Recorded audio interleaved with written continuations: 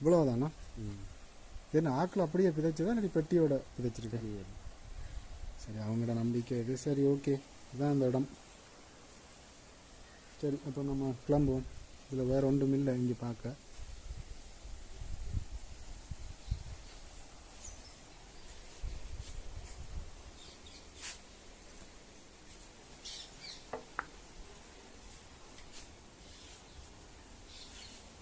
ஏன் இந்த வாசல் இவ்வளோ குட்டியாக இருக்குது?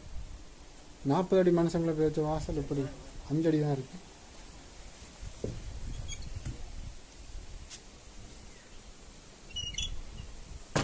இப்போ தான் ரினோவேட் பண்ணுறாங்க போல இருக்கு. என்ன பாருங்க, 10 லைக்குது 100 ரூபா, 10 ஷேருக்கு 1000 ரூபா நாங்கள் இந்த உண்டியலில் போடுவோம்.